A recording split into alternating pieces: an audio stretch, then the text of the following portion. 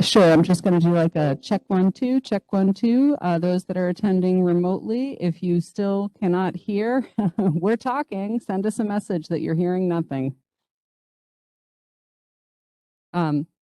So the candidates can then, Andy will do a summary.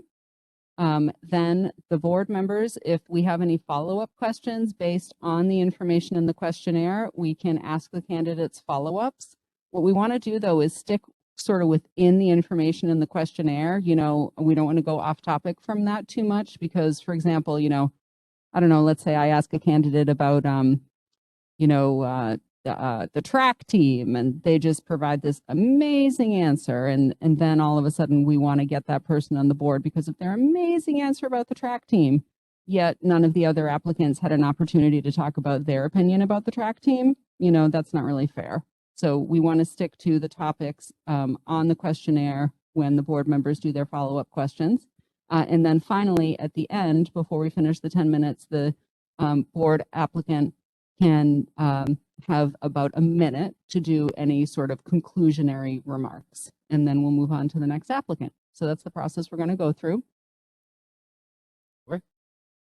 So I will do my best to summarize. I've read through all of these. If I am done with my summarization, there's something important in your application that you feel that I missed, certainly just go ahead and let us know. So our first applicant is Melanie Camello. If you want to join us up here so that you don't have to stand at the middle one all night.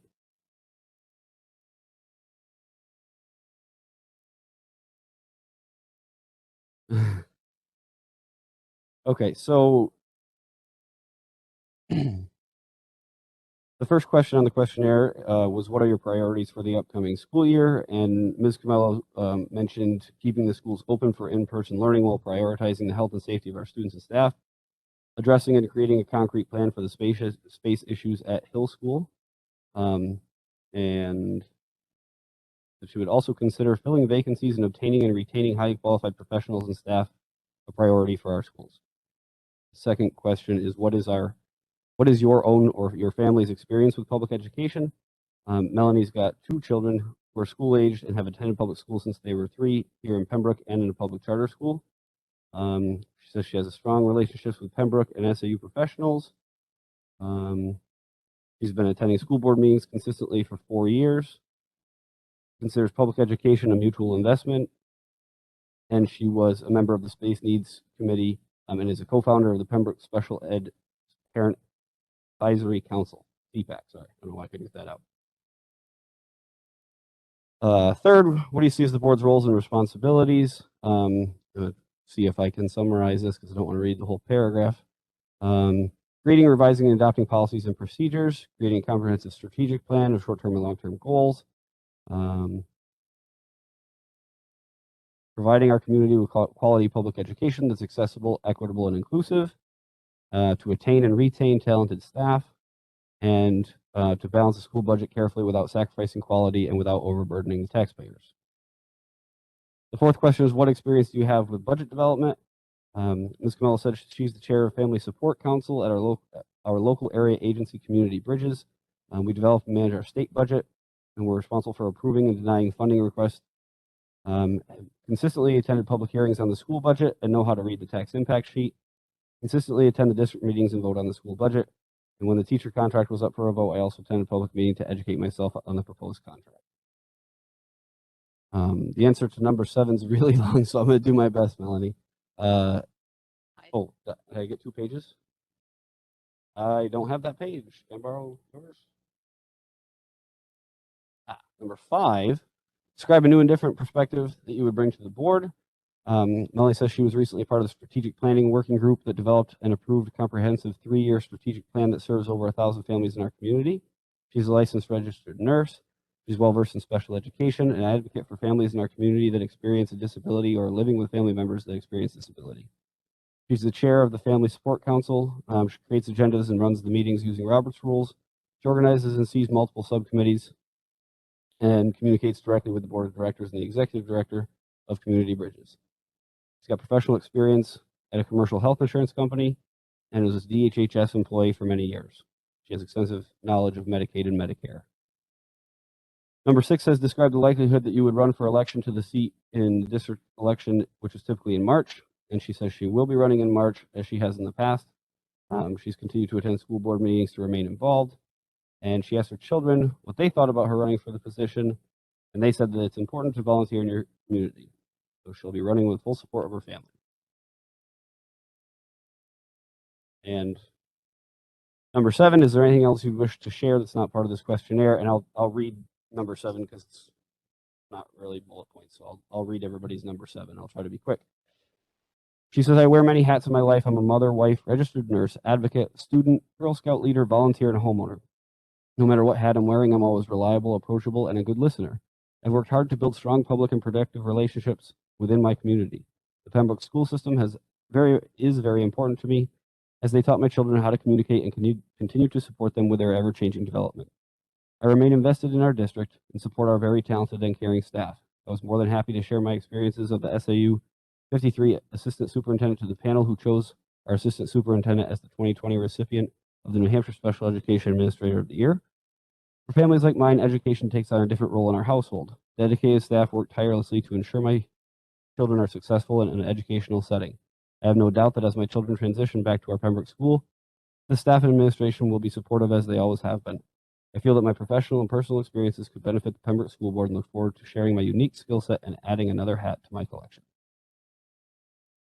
Okay, I guess I'll ask first, Melanie, is there anything that I went over too quickly that you would like to reiterate before we get started? I guess the only thing that I wanted to add was about the strategic plan that we just did. That little blurb, and I can just summarize it. Basically, what we did is came up with goals. Everybody sat and came up with goals, and then activities were things that needed to be done to make those goals. Then who's responsible for them, with a timeline, with a date, and then a quality improvement process to make sure your strategic plan is working. So it's pretty comprehensive and exciting thing that I really enjoy doing. Thank you. Board members, any questions on any of Melanie's answers? I have just a quick follow-up question. In the budgeting experience that you mentioned, what was the magnitude of the budget? So our budget is, we're like a little halfway into our budget year. It's approximately $450,000 from the state. There's wages in there, and then there's funding requests that we either approve, deny. There's workshops, professional development in there, and community initiatives. Thank you. You're welcome.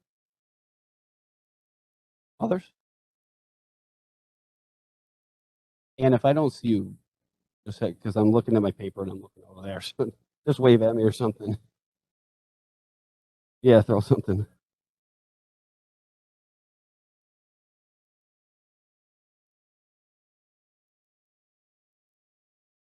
There is another question.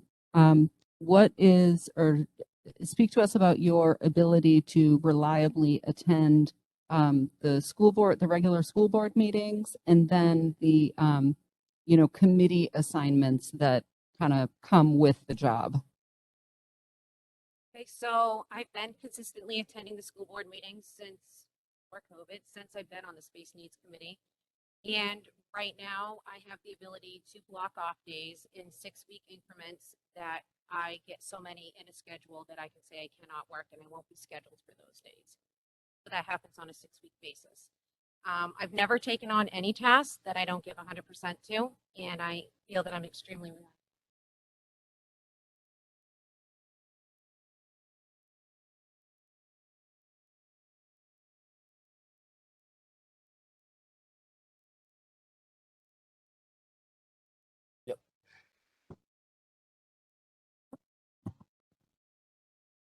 I just wanted to say thank you for being very clear. I don't have any questions because everything that I was going to question, it's really clearly written here. So I appreciate you coming in. I'll name in the hat. Thank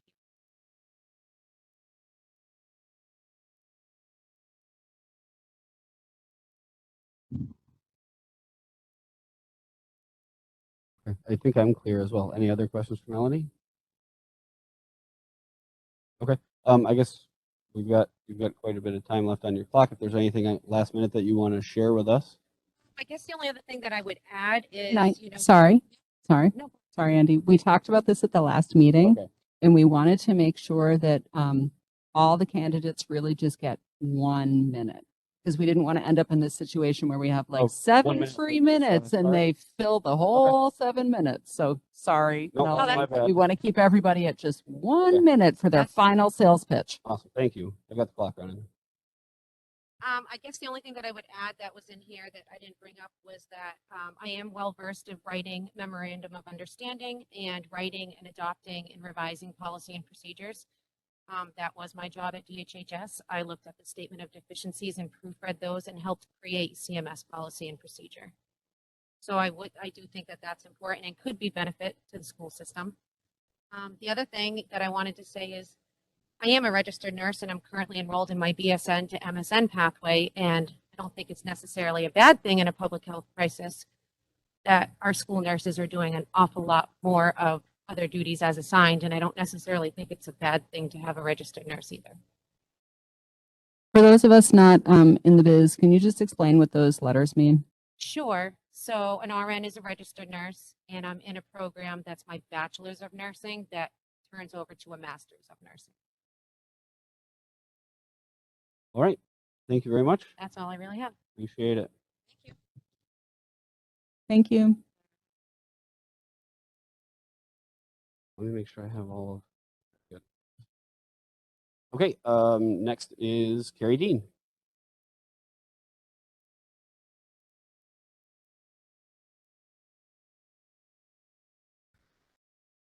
All right, it's probably good anyway. Sometimes they, if you don't talk to them long enough, they seem to turn themselves off, and you got to flick them off and back on anyhow.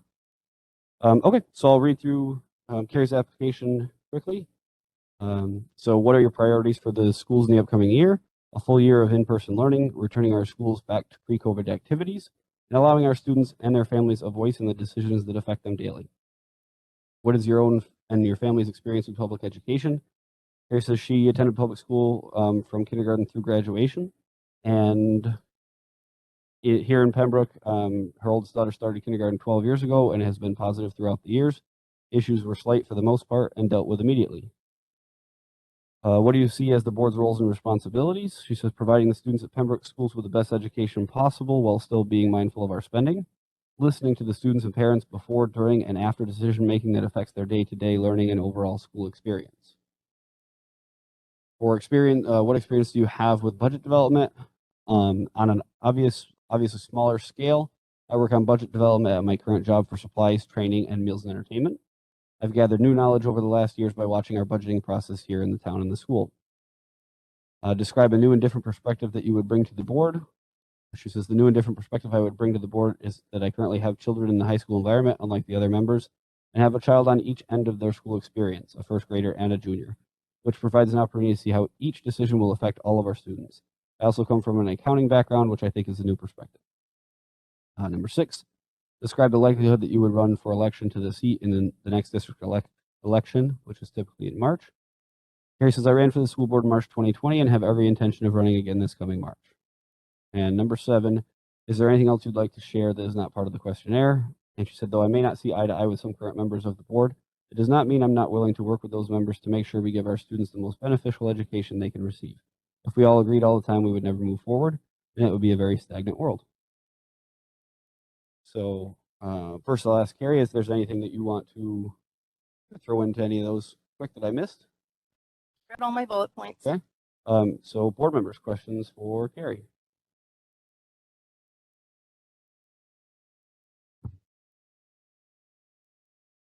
I have the same question about, and one of the things we talked about too is we are not necessarily looking for information about people's day job. And I actually don't know what your day job is, so we don't need to get into that. But what is the smaller scale budget development that you work on in terms of what is the magnitude of the budget? Or is it like a $5,000 budget or a $50,000 budget? Or just help us understand what the size of the budget that you work on is. Well, our training budget for each year, it fluctuates. Obviously with COVID, we haven't had a lot of people coming in to do training. So this year it's been on a smaller scale. We've had about 150,000. Some years we do up to 450,000 on training. Meals and entertainment, same thing, been affected by COVID. We do, I'm in the accounting field, so we tend to, once the tax season is over, we tend to do a few more activities. So I mean, about the same, probably. This year, I think we're looking at maybe 250. Okay. And then supplies are much less. Yeah, that gives me some sense of magnitude. Yeah. Thank you. I guess I'll steal Amy's other question about availability for meeting nights as well as the additional responsibilities that come with being a board member. I don't see that there'll be any interference. As I mentioned, I have an older daughter, and obviously my husband at home too. So if one is not able to help out at home to make me be able to leave so that my youngest one can be taken care of, somebody's always there to follow up. So it's easy enough for me to go and make meetings. I've been attending school board meetings consistently, so I'm here. Thank you.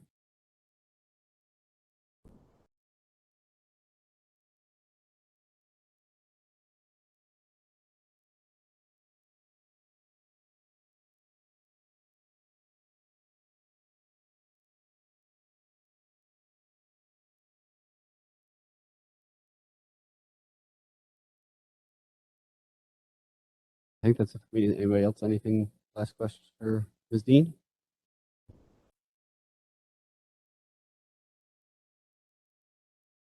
Okay. Then I'll start the official 1-minute bragging timer. Is that what we're calling? I don't know. Anything else questions for us or anything else you want to add, Carrie? No, I'm going to actually piggyback on something that Melanie said because I did forget about that. Not forget. I've left that out of my questionnaire answers. I did sit on the Space Needs Committee and got to see firsthand what we were up against with the village school, turning it into the Hill School, knowing what we were kind of combining at the Hill School. So I do bring that knowledge from the Space Needs Committee in. That was one thing that I did leave out of the questionnaire. But other than that, I think I've pretty much covered what I needed to say. Awesome. Thank you so much for coming tonight. Thank you. And this is in the right order, I think it is. Mr. Dan Driscoll.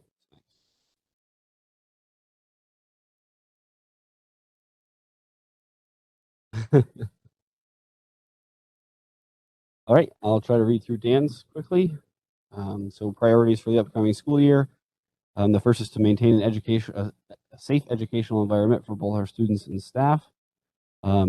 Assist in the development of a fiscally responsible operating budget for the 2022-2023 school year, and to work to improve communication between the board and the local community. What is your own and your family experience in public education? This is my wife and I have 2 children who both attended Pembroke School District from kindergarten through high school graduation. We found the district provided a nurturing and learning environment throughout their educational careers. On the rare occasion we needed to engage the school's administration, we found that issues were always resolved in a fair and professional manner. Overall, we felt the Pembroke School District provided good quality public education to our children. What do you see as the board's roles and responsibilities? He says the Pembroke School Board is responsible for ensuring safe and nurturing learning environment for our staff and students. The board is responsible for the development of an operating budget which provides for the educational needs of our students, maintains the physical assets within the district, and provides for a competitive compensation package for our staff, and that the board must provide an operating budget that is affordable to the taxpayers. And the primary role of the board is to establish policies for the district. Experience with budget development. Mr. Driscoll says he was an active member of the Pembroke School Board for 9 years and assisted with the development of the district's annual budget each year, and is currently employed at the City of Concord as the superintendent of the city's wastewater treatment division, and is responsible for the development and management of over $4 million in annual operating funds and an additional $2 million in annual capital improvement funding.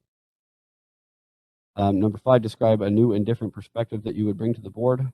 And he says, as a manager within an essential service industry, he's been responsible for balancing the need to provide essential services to the City of Concord while simultaneously maintaining my staff's personal quality of life during the pandemic.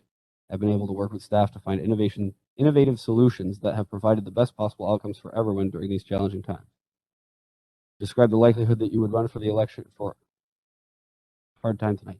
Describe the likelihood that you would run for election to the seat in the next district election, which is typically in March. As a former board member, I'm uniquely qualified to assist the board for the remaining term of this open board position. Due to my past experience as a board member, I'm familiar with the board's policies, procedures, and administrative staff. This knowledge has prepared me to be an active participant on the board. If selected, it is my current intention to assist the board with its responsibilities up until the March 2020. And number 7, is there anything else you'd like to share that is not part of this questionnaire? Mr. Driscoll said, as a former board member, I have a thorough understanding of the time commitment required to be a successful member of the school board. If selected to fill this open position, I will be available to attend all scheduled board meetings. Additionally, I'm prepared to step in as the board's representative on any committee work that may be required. So, Mr. Driscoll, if I missed anything, go ahead and fill in the gaps. Nope, I think you got it all. Okay. Questions for Mr. Driscoll? I just wanted to say I'm not going to ask the, what is the magnitude of your budgeting experience question, because you provided the 2 million to 4 million in your application packet. And I think we're familiar with your school board budgeting experience. I just didn't want to have you feel left out on that question, Dan. That's okay. I won't feel left out. I just have one question on number 6. Ending it here, it kind of leaves me hanging a little bit. If selected, is it my current intention to assist the board with its responsibilities up until the March 2022 election? Is that a no, you're not running, or maybe? That's I'm likely to not run. I would reevaluate it as we get closer to March, but it's not my intention at this point to run for the board. Thank you.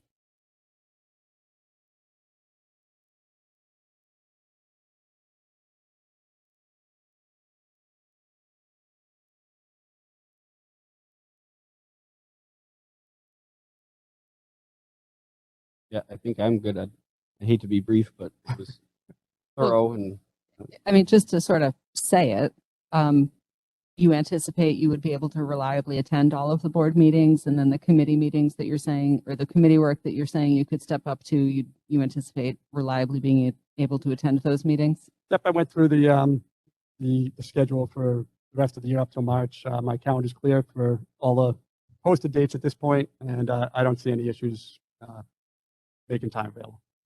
And you're aware that there's a possibility that the position could run not until March, but until later if, the typical March meeting happens later, like it did last year, which was, a wild and crazy, like everybody thought it would never happen again kind of thing, but like it could. Yeah, absolutely. I'm willing to serve as long as needed. Thanks. any other? Okay. I'll push my lap button and give Mr. Driscoll a minute to fill us in on anything else that he'd like to add. I don't really have too much more to add. I think I know most of the folks here. What I'm kind of offering for this board is I know that it's be difficult to do on-the-job training with new school board members, even starting in March. It'll probably be somewhat difficult for a new member to start in October with some of the responsibilities you have in front of you. That's why I've stepped forward to provide just experience services between now and March when the taxpayers can vote for a new member. All right. Thank you very much. Thank you. Thank you. I think this is appropriate. Somebody stop me if it's not, but we did have an application from Tim Girardi as well, and we got a late email that he had that he's not able to attend. I'll leave it at that. But I would like to at least read his answers to the questionnaire since he did submit. So what are your priorities for the schools in the coming year? Repairing the budget process and bringing more transparency to top-line revenue projections and expenses. Instituting improved and more transparent measures of student performance. Ensuring parental choice is at the forefront of discussion and reinstituted within our district. And beginning the process of shoring up the schools so that our parents only leave our district due to personal preference, not out of a feeling that they need to. 2, what is your own and your family experience with public education? Tim wasn't sure on the intent of the question and said his experience is that of a corporate executive that has turned businesses around, improved and created business processes, and governed organizations from a board level. What do you see as the board's roles and responsibilities? Very simply put, the board has fiduciary and governing responsibilities. These expand to the school district, including the sending towns, Pembroke Academy, town, and the citizens that are responsible for electing board officials. What experience do you have with budget development? He says more than 14 years leading and managing the development of corporate budgets, businesses ranging from 10 million to 500 million in revenue, and his experience ranges between manufacturing and technology spaces. Describe a new and different perspective that you would bring to the board. He says, as I have done during my time as a member of the Greater Portland 5 Workers' Compensation Trust, president of the SNHU Alumni Board, representative to the SNHU Board of Trustees, and as an executive, I would challenge everything. I'd challenge if we have the best tools in place for our educators, if we have the best curriculum and policies in place for our children, challenge the budget process and what those requested dollars are truly going towards, and challenging the board's management and oversight practices to ensure our schools are set up to ensure success for all students. 6, describe the likelihood that you would run for election in March, typically in March. And Mr. Girardi said he will be running for election in March. And lastly, is there anything else you'd like to share with us that's not part of this questionnaire? He says, whether I'm chosen or not, I hope this board will pick a candidate that will come in and have a different perspective. Well, as some have pointed out, this person might not change the way this board votes. I encourage each of you to not shy away from bringing on a candidate that will challenge you. More debate is needed at the board level. We need to start thriving from a financial and educational perspective. This does not mean for profit. This means improving from our current state. Right.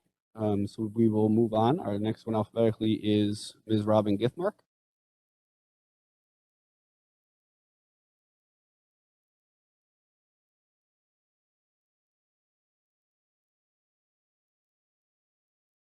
Hi there. I will run through Ms. Githmark's answers quickly. There's a lot of talking tonight.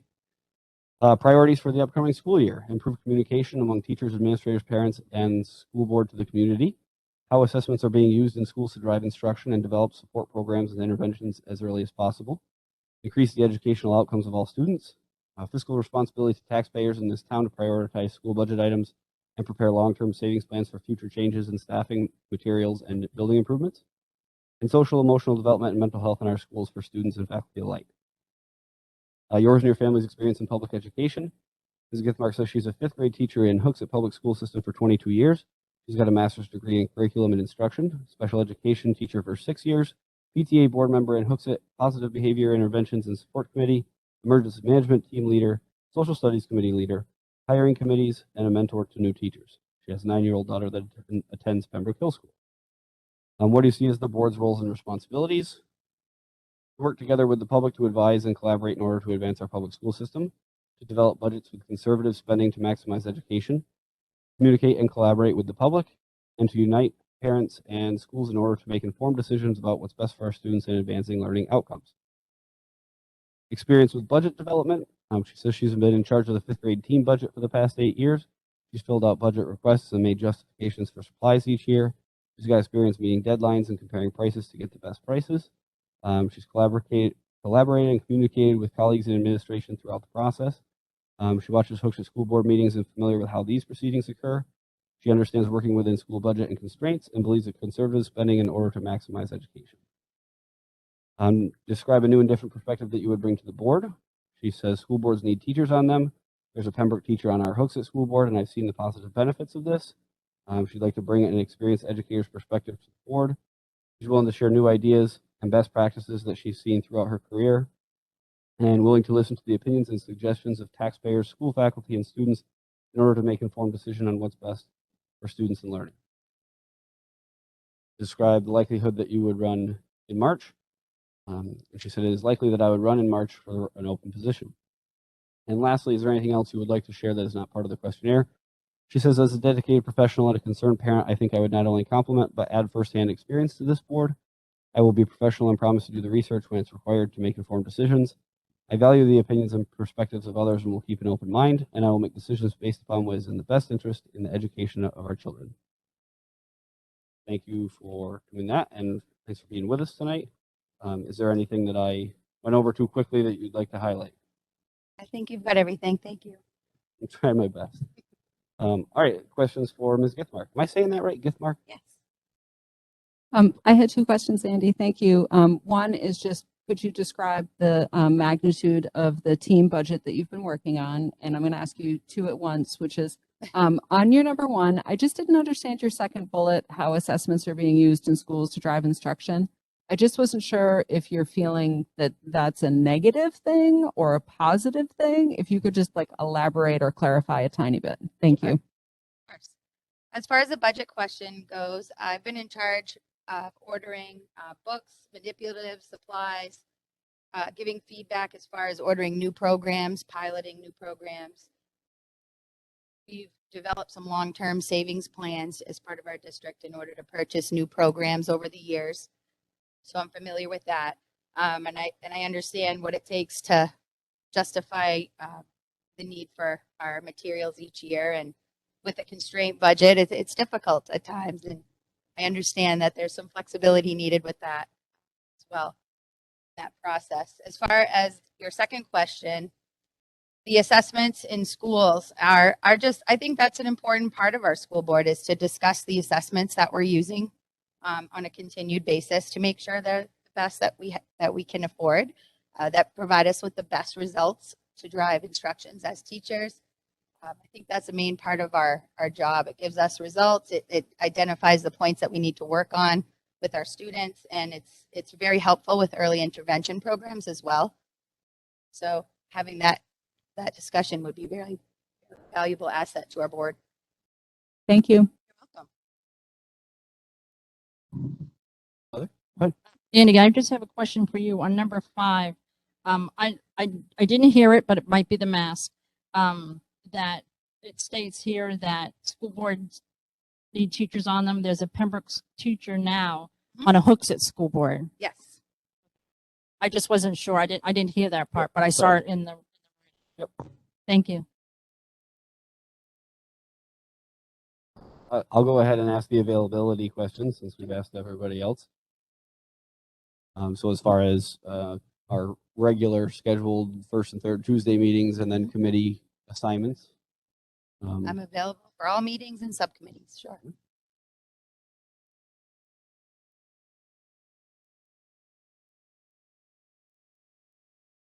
Others? Everybody was very thorough on their application, so it's kind of tough to stay within these questions.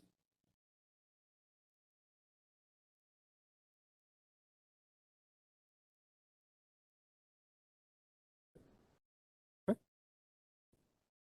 The other. Okay, so I'll start the timer for a minute to just give us a last comments, whatever you'd like us to know. Sure. I just think having a school teacher on this school board would be a valuable asset to this team. I taught through a public health crisis last year and continue to do so every day.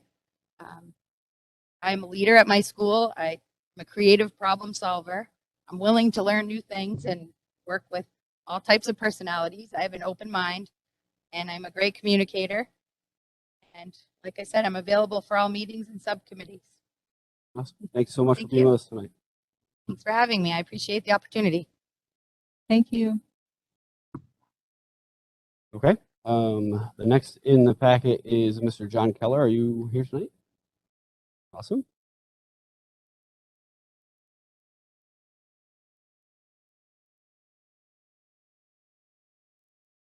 Hi, John. Thanks for coming. I'll read through these quickly. Priorities for the upcoming school year. Provide the best educational experience for the students while providing a safe and productive workspace for the faculty and staff of the schools. Your own and your family's experience with public education. Says his oldest daughter and I were graduates from Plymouth school system. My wife was a graduate from the Concord high school system, the Concord school system. And my youngest daughter currently attends Pembroke Hill School, and his wife is an 8th grade science teacher for Laconia Middle School. What do you see as the board's roles and responsibilities? And this is to execute the responsibilities and duties outlined in the New Hampshire Department of Education Administrative Rules, State of New Hampshire Revised Statutes, Annotated, and School Administrative Unit 53 policies to the best of my ability. Experience with budget development. He says from 2001 to 2015, I annually assisted with the development of the municipal fire department budget for the town of Plymouth. This included an understanding of payroll line items, equipment line items, and capital improvement programs. I also understand the budget year cycle and the various benchmarks that need to be met to prepare the budget for approval of the voters. Made numerous successful presentations to select boards and budget committees for specific line and capital items, and have successfully applied for multiple grants and overseen the continued required reporting on grant-funded programs. From 2015 to 2021, he's assisted with biennial budget preparation for New Hampshire Fire Academy. This also included preparation of project concept documents for any project with a total budget over $10,000 or that changed an existing process.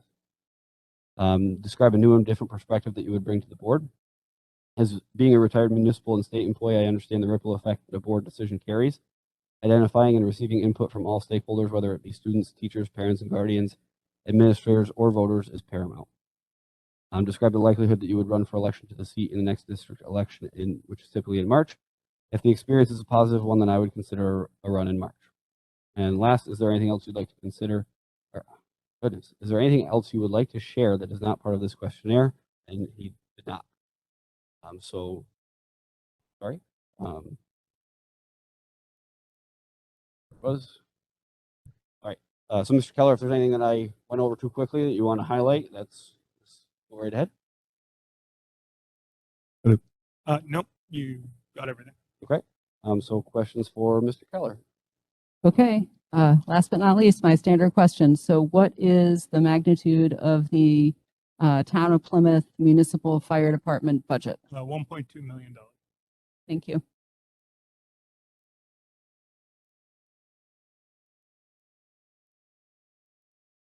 And are you generally available for Tuesday evening meetings and other nights of the week when there would be subcommittees? Yep. My family life and personal life allows me for pretty good flexibility on schedule. Awesome.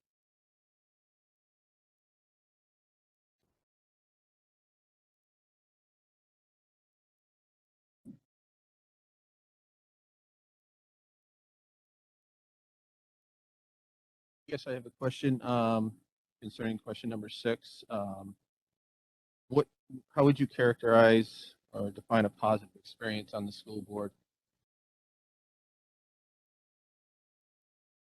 After being on, for 25 years or so, I've been on the other side of this table as an employee, and this was my first opportunity to try be on this side of the table. And from a personal perspective, if it's a positive thing in my life, I would move forward with it. I understand. Thank you.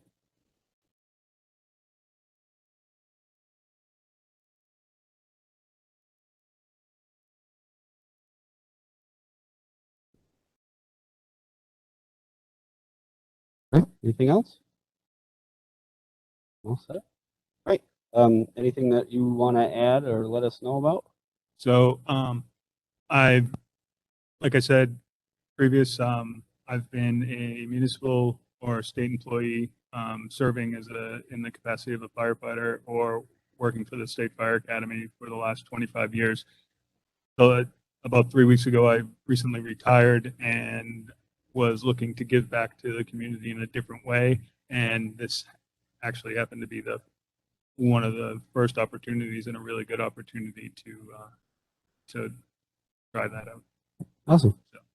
Thank you very much. Thanks to everybody for coming tonight. Thank you. And so I want to get Patty's opinion quickly on the next part of this, only because you've been through this and I haven't. It's a little bit awkward. I don't know how this discussion part works and there's guidelines of what we should say and not say and how kind of this looks. Amy, do you want to take this? Because you talked about Sure. how this part would work at the last meeting. Yep. So at this point, if we need it, we are to, silently take, 1, 2, 3 minutes and come up with our top 2, maybe 3, if you really can't narrow it down to 2 candidates. And then the 4 board members here will just kind of round robin around the table and say who your top 2 or, like I said, 3 candidates are if you can't really narrow it down to 2. It could come out, like if every single one of us has a different first choice, but we all have the same exact second choice, then it's a pretty easy conversation and we don't have to have much of one. If it's all over the map, then we have to have more of a conversation.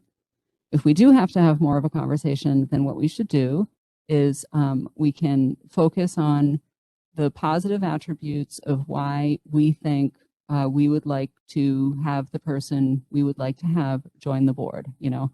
I like, Jane because Jane has this attribute, not I don't like Jane because Jane lacks this qualification.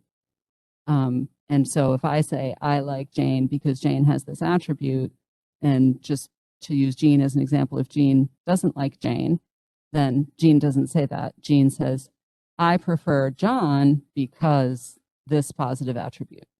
And so that's how we should structure our conversation. But first, we just decide if we need some time, or if as we've gone along, we've already kind of come upon our ranking. Then we go around and we share our 2 or 3, if we have to, choices. Then from there, we decide what we have to do as, a lot of conversation or little conversation. And all of this is done in open public session. Do people need a minute? Okay. You want to start, Amy? Go down the line. Sure. You I know was what? going to Let's have a just drink of throw it water, off but because we always do things like this. We'll start with you, but we'll go around this way. okay. My first choice is John Keller, and my second choice is Melanie Camello.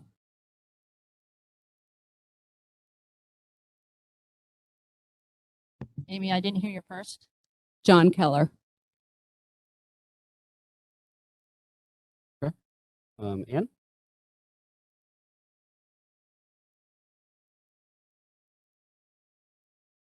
Just taking notes. No problem. Yeah, I read these 3 or 4 times since Patty threw them in on Sunday afternoon. Thank you, Patty. My first choice is Robin. My second choice is Melanie. I guess before I give mine, I'll just thank everybody again for coming. I appreciate. My first choice would be Dan, and my second choice would be Melanie.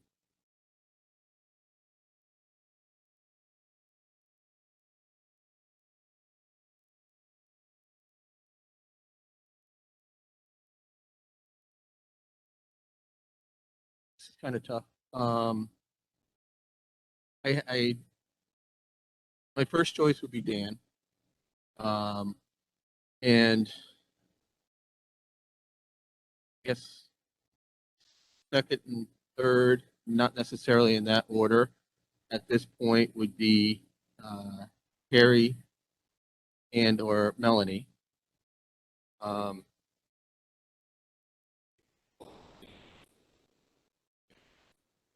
that's a great attribute.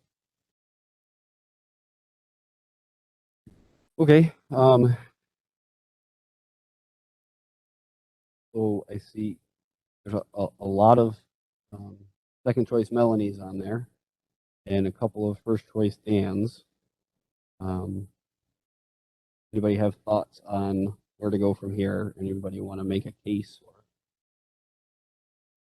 My thoughts for Robin is that we already have a Pembroke school teacher sitting on the Hooksett School Board. And so I think that would be important for us to place a teacher on our board from that perspective, because we only hear from the principals and the superintendent.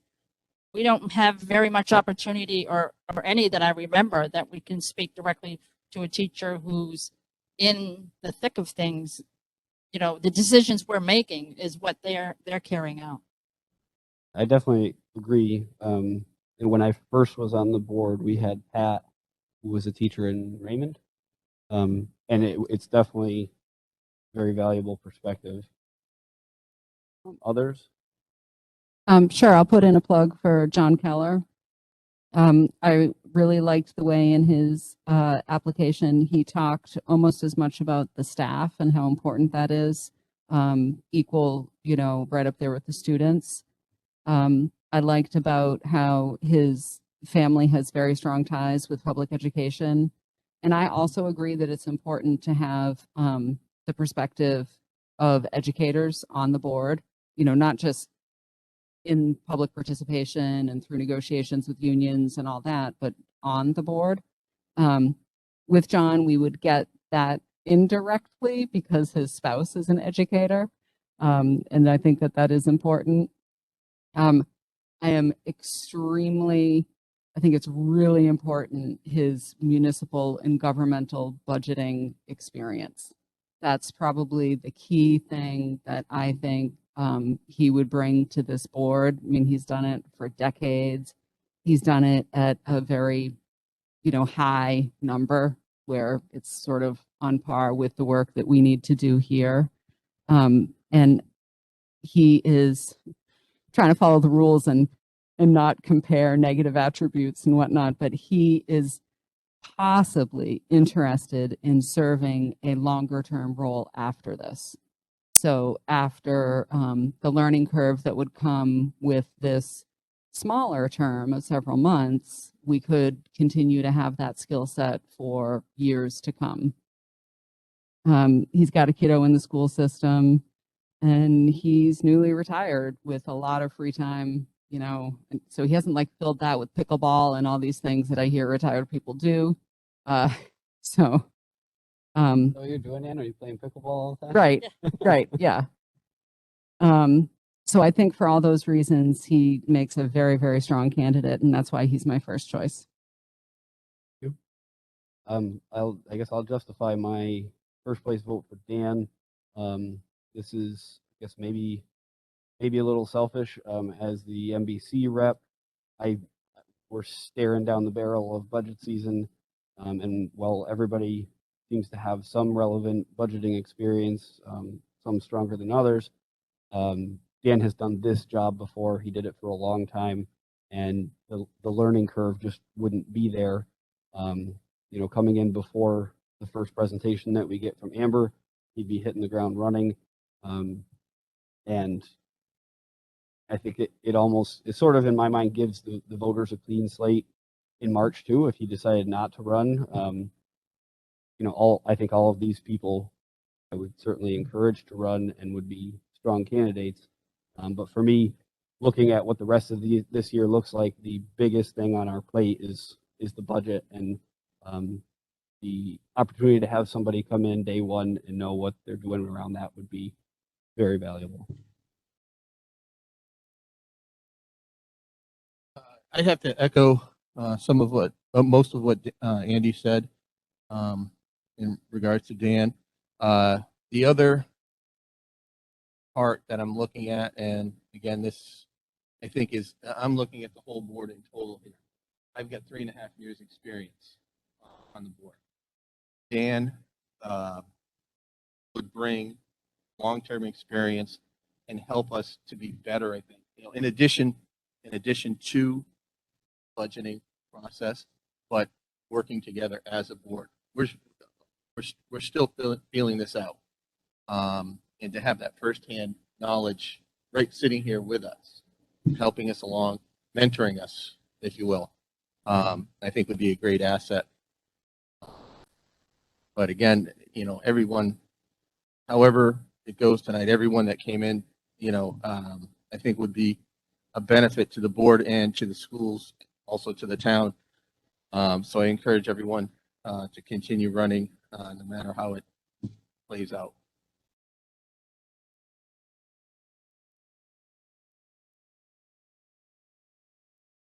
Okay.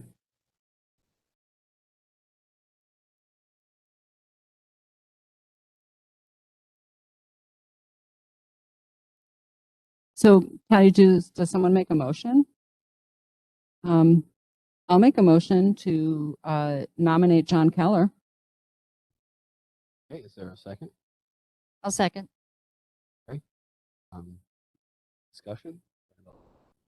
Yeah, I mean, I'm not going to repeat everything I said, but I think it would be a tremendous asset and a long-term investment in the board. So So I guess let's do these as roll call just so that it's clear. So motion and second to appoint John Keller as the new school board representative. Start with Ann.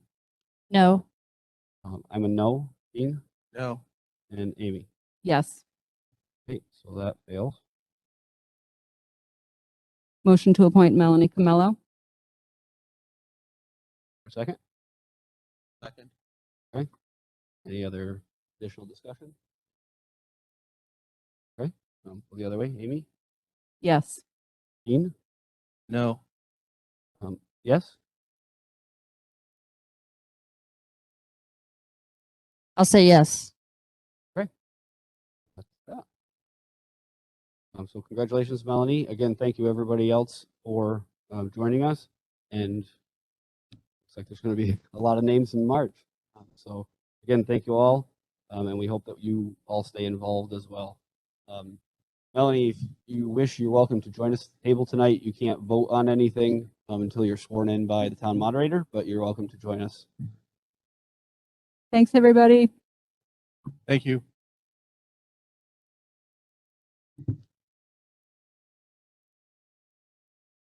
Okay. So bearings here. So there were a couple of things that we wanted to dive into a little bit tonight. Patty was kind enough to kind of take a first crack at formalizing our goals for us and Yes. bullet point things that we had mentioned in the summertime. So this has been in the drive, but I know that I haven't had a time to go through it super thoroughly. And the other thing that we want to talk about tonight is Amy brought us a draft of a communication plan sometime back, and so we're going to take a look at that. So, yeah, certainly. Nope, go right ahead. So, as Andy mentioned, I just wanted to facilitate getting something to paper for you, because some time has gone on. I went through all of my notes and I went through any sets of minutes that mentioned anything about goals. Amy had submitted an email and I looked at that, and Amy had made some suggestions for improved communication. So I tried to incorporate some of those things. I tried to keep it, as we discussed earlier, bullet points that could be benchmarked along the way and easy to determine whether or not those goals and objectives were being met. Some of them have already been accomplished, but I still thought it was appropriate to include them because they were goals that you discussed in June and wanted to include. So if we're doing a good job on them or you're doing a good job on them, then that should be noted. The communication plan was a very lengthy document with a lot of detail. So I tried to just bullet point some of the things I thought would be an appropriate board goal. So obviously you can continue to have conversation about that. And I did look at some of the timelines that were included on the communication plan, and I wasn't sure who would have the time or the responsibility to respond to something within 12 hours of a board meeting. So I didn't want you to think I overlooked anything that you submitted, but I just tried to keep this bare bones and reach those highlights that I thought you were trying to accomplish. And I did only say Facebook because I wasn't sure if there were other sites that you were looking to publish on. But if we used Facebook, depending on whether or not the board decides that they're going to open their own accounts, if you directed something to be put on Facebook, we could have it linked to the school Facebook pages so that it would get out the way you intended, but not necessarily, I'm not sure what your intentions are for opening accounts just for the board. So that's how I approached this. So if I missed anything, I apologize. It was just to get us started. Awesome. Thank you. Appreciate that. So I mean, the rest of this meeting will be somewhat less formal than, our regular business meetings. I would encourage board members jump in, we don't have to, as long as we can all not speak over each other. I think we can do this in a conversational fashion. But if we could, I'd like to start by kind of just going through these bullet points each really quickly and just kind of signifying, we agree with the nature of what's written here. This kind of summarizes our intentions for each bullet point, or it does not, and we want to kind of reword it. So board packets sent to the board and posted publicly 1 week advance of the meeting. That's being done. There's a little bit of growing pains, but I think that one is at least work in progress, if not finished. So I don't think there's a whole lot to talk about there. Agree. Update websites to be more easily navigated. I think that's general. Everybody's on board. Yeah. Yep. Yep. And that one's, so yeah, the website is drastically different. And honestly, I haven't spent a ton of time on it to see what I think of the changes, but so far, I definitely. have as a sort of like parent consumer, and I have found it way better. Yeah. Still not, I still find room for improvement. So plug for continuous improvement, but way, way better. Sure. Oh, that's good. So just to let everyone know, the tech integrators deserve a lot of appreciation because they spent hours this summer. They all willingly came in and worked with our SAU IT director, Josh. So all of our schools agreed to have the same format. So people, like our sending schools, if you have a elementary student in Chichester and you're sending your student to Pembroke Academy, the websites look very similar across all of our schools in the SAU. And then we made it much easier for staff to update the website. So all of our tech integrators can update them and add things very quickly. And then at this point, we haven't hired someone to work on the board's behalf because we're still discussing at our SAU whether or not Kathy Sutphin can do that. So if Josh can create, she's really the only one that has official board information. And if Josh can make it easy enough to link to your existing documents and all of these places that you want things, it's probably going to take care of itself. So we're still working on that piece. But like you said, I think it's a drastic improvement. And if you see things that you want to make suggestions, then just let us know. Yeah, the one thing that I think still persists, and this is not just a problem here, it's Bo and I have to pick with Microsoft, but the space where files are stored is SharePoint. And many times if you try to share that link, it gets annihilated and doesn't work for people. I don't know off the top of my head what the remedy is, but it's something that we could look at, because that's, direct contact with the community is when we have, especially when we're starting to put budget documents out. Everybody okay with the wording on that and the general tone, intent? Okay. Board information shared, utilizing multiple platforms, One Call Now, school board websites, and Facebook. I'm definitely okay with of that one. I can add a little bit of color. I did reach out to Mr. Berube about social media stuff, and he felt that we should kind of get our communication plan a little bit in order first, which I think is fair. Another thing that has kind of been brought to my attention is there are most organizations, and I'm not sure if this exists for the district. If it does, we may be able to piggyback, but a social media policy is a thing that, school districts, public libraries, things like that have. Okay.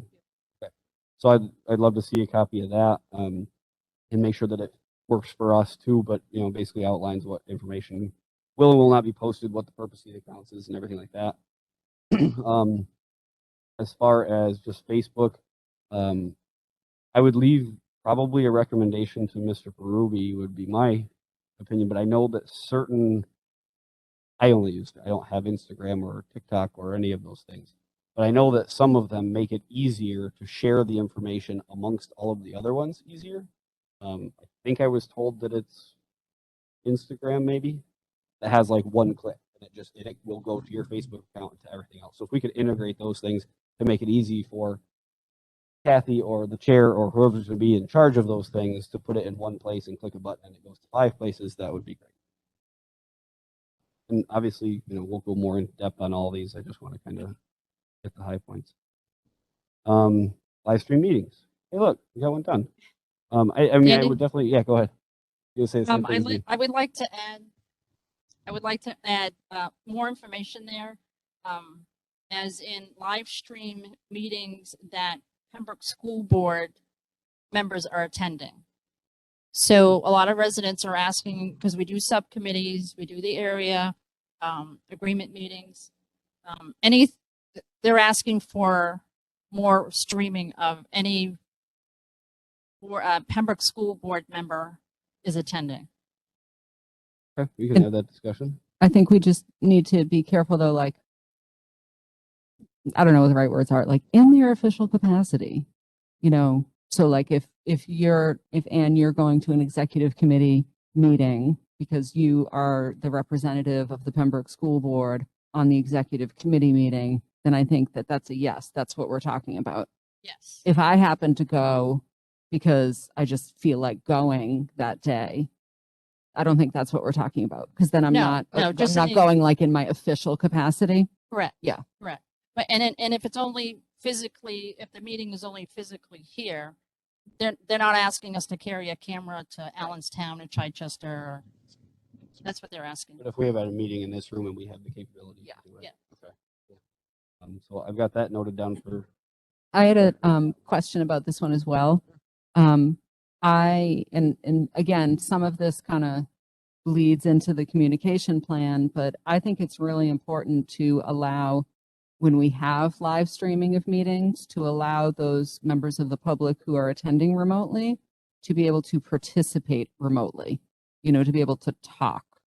I think that when we did have it set up like that last year, it greatly enhanced the public's ability to participate, you know, verbally, not just watching what's happening. And it's something I would really like to see happen. Okay, I took note of that. I don't. Well, we can get into that. I'm just writing down all these things right now so that we can add them to future discussions. So anything else on that one you want to highlight?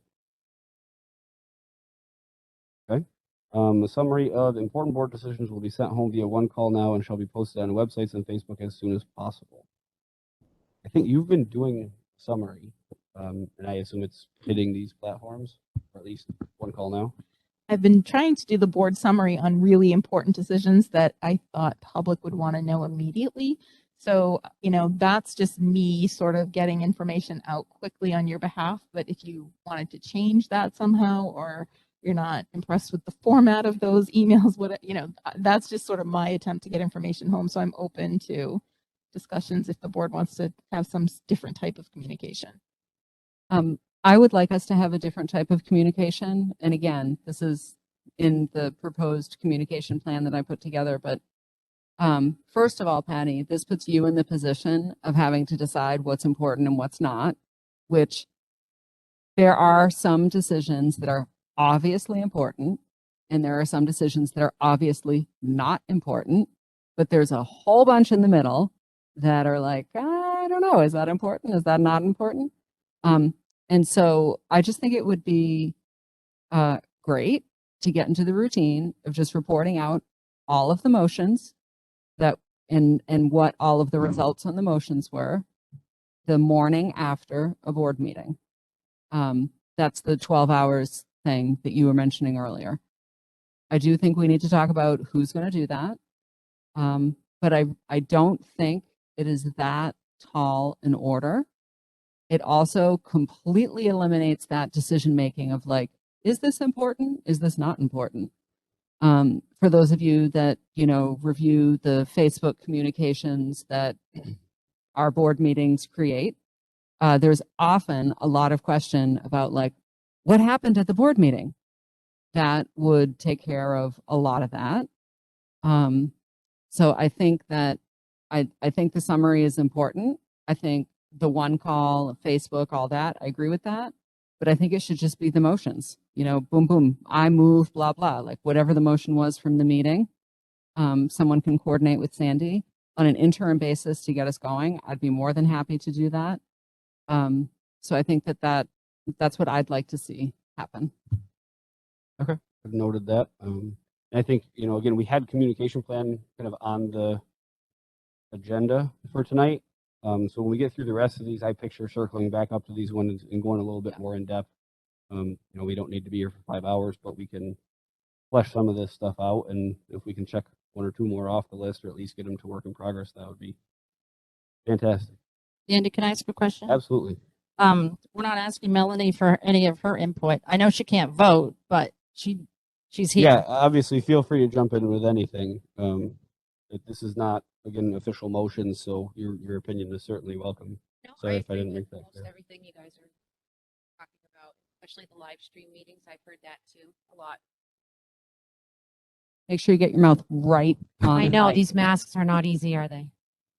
Okay, so going down to the budget section, all materials presented to the school board and NBC will be made available to the public. So obviously we haven't got those yet for this year, but I don't think that's a tall order. We started last year with, I think, historically, the budget documents, the first and sometimes we get 4 or 5 drafts before we actually present it to NBC. They've always been put on the website, but they weren't specifically handed out to the NBC or anything like that. So last year I started emailing those to David and the NBC the night after, or the day after that I received them at the meeting. Mr. Fleury and Mr. LePage have both been very grateful for that, so I'll certainly continue that this year. But yeah, I think, I mean, we usually get those in our drive, so it should be easily made available to the public after the meeting as well. So I don't see any problem with number 1 at all. Go ahead, Ann. What I wanted to ask is the other districts, I attend the other district school board meetings and the other SAU 53, and Pembroke gives a overall budget to the voters. Other districts give every single line item. So line number 1 to line, Patty can tell me, 1500 or whatever line. They get a copy of the whole entire thing. I don't think it's a lot of cost for us because we only had 86 people attend last year. So I think making copies of that for the residents would be more helpful when we're voting. Okay, noted. Yeah, and maybe if we talk about that far enough ahead, I don't know how, what printing turnaround is, but maybe we could put out a one call now or something and have people say, hey, I would like a copy, and then we could dial in that number a little. If we get 80 people that say they want a copy, we can print 100 of them and hopefully not have a ton of waste. Went off. The only reason Pembroke hasn't been traditionally copied is because of the huge amount of lines that you have for 3 buildings. The other budgets might be 10 or 15 pages and yours are 30. So yeah, it is a ton of copying. And if we could come up with a way for people to request a copy, I don't know how we can do that in advance to make it work, to get it in everyone's hand that wants it. That would probably be better than making a copy for every person attending, who probably would be overwhelmed, some people, by all those lines. Yeah, but I think we can, it's early and so if we keep that on the agenda to talk about, I think there should be a creative solution. And I mean, even if we just pick a conservative number and say, let's make 50. Yeah, Andy, I was just going to say, I think we all agree Yeah. on providing the information. And then as it gets closer in time, we can figure out how to get it done. But I also think it's important to advertise as much as we can when the digital copies are up too. So, hopefully we can stem some of the need for the paper copies if we've got everything available that people want online. Cool. I made a note of that one. Can I just ask an Sure. off topic? When are we going to get a copy of the budget? When are we going to start Usually working end on of that? October, so maybe our next meeting? I don't know. Hopefully at the next meeting. Amber's working on the templates and principals have been putting their numbers in. So we just need to hopefully can get a meeting between now and then to go through the whole thing one time before it comes to you. All right. Thank you. It is that time of year. Okay. Include more information regarding salaries and benefits in the Pembroke Town report. I think this one was you, Ann. So does this capture the intent? Yes. Okay.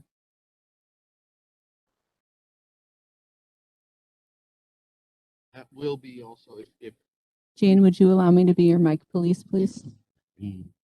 so that also will be. Is this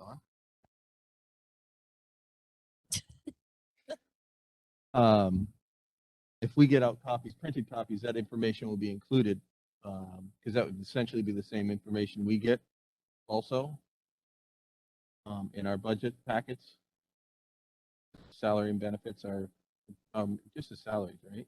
It's in our budget binder, but But yeah, what I was You talking want- about is the line items to the residents.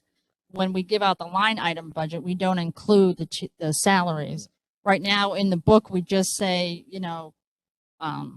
level 1, 15, 25, 30.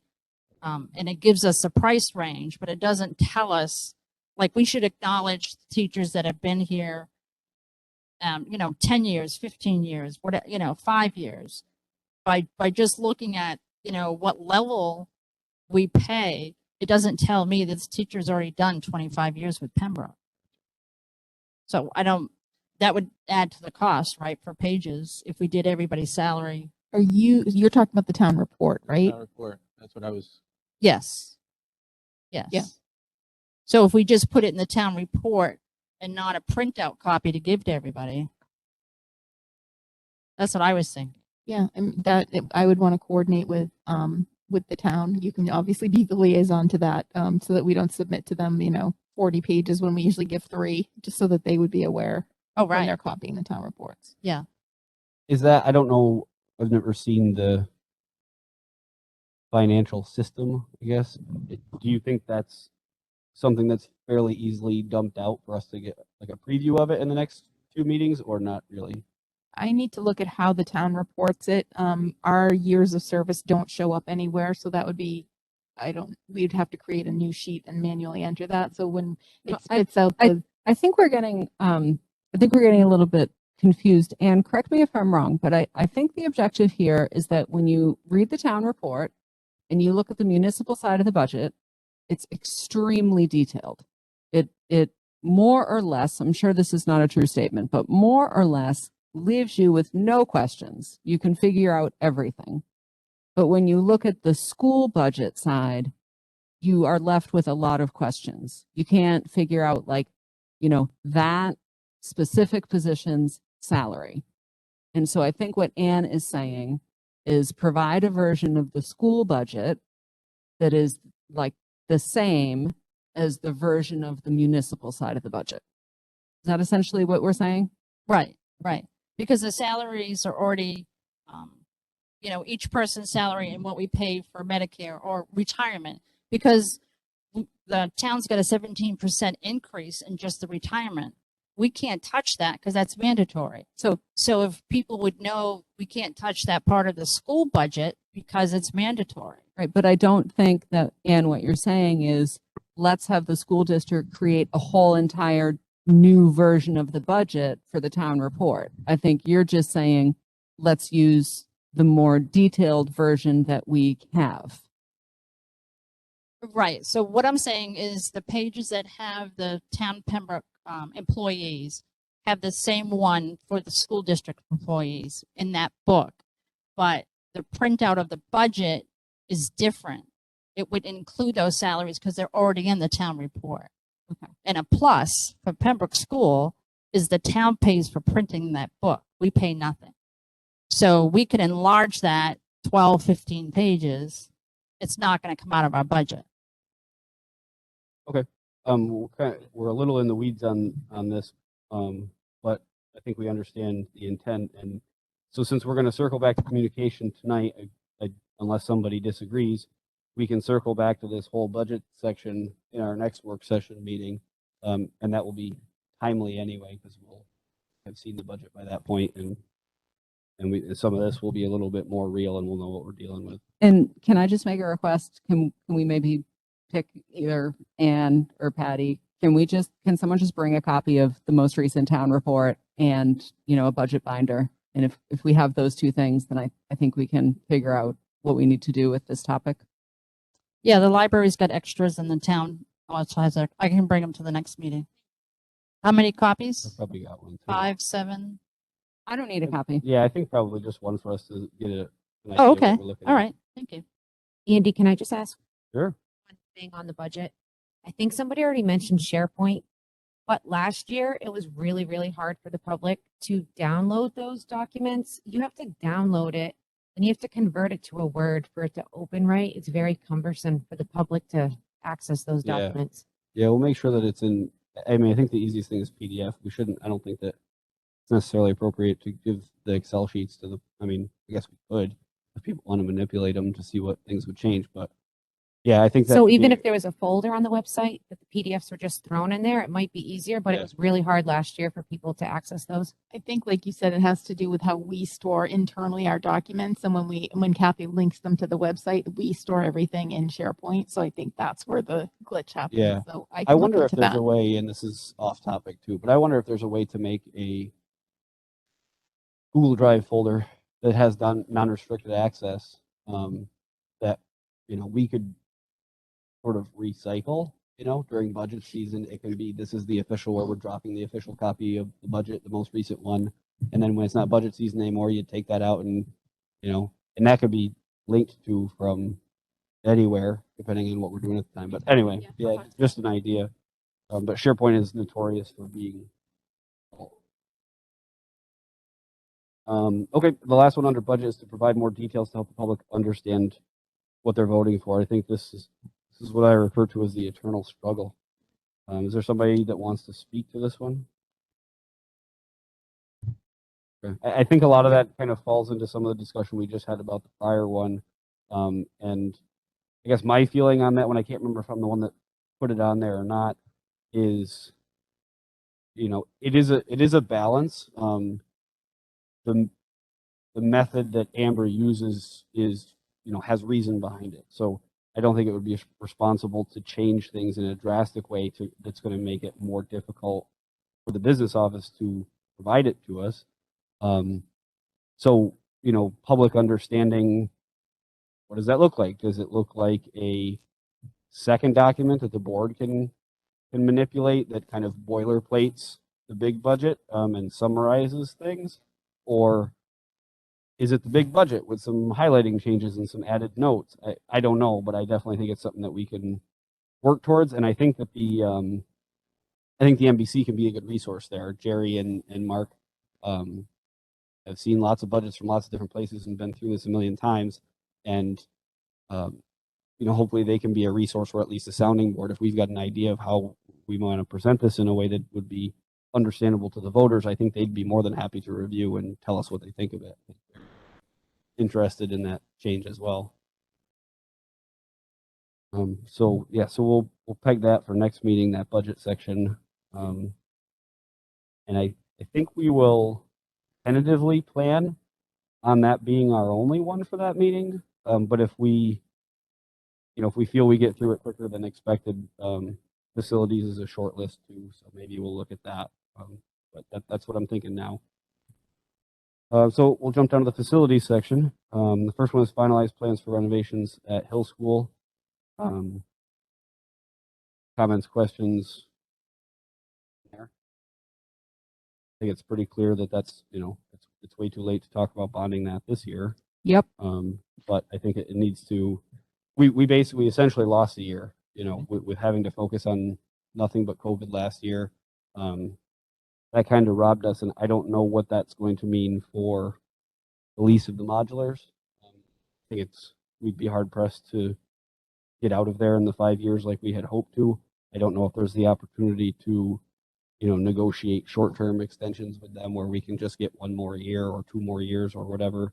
I believe I remember at the time, Melanie, you were on that committee. I think it was a 5-year thing. I don't think we had the option for smaller, but maybe they will be amenable to letting us do a short-term extension.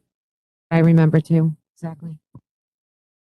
So, Andy, can I just ask a question about sort of like zooming out from this document for a second? So I think I hear your internal gears going that, sort of concurrently as we're working on finalizing this focus areas document, you're also kind of booking in your brains, our next board work session will be pegged to like this one big topic or maybe these 2 big topics. Am I sort of picking that up right? Yeah, and it Okay. doesn't have to go on these sections. Yeah. And in fact, I mean, there's internal controls, there's a lot there, and I think there might be a couple things Yeah. missing on this list too. Because I was just going to say,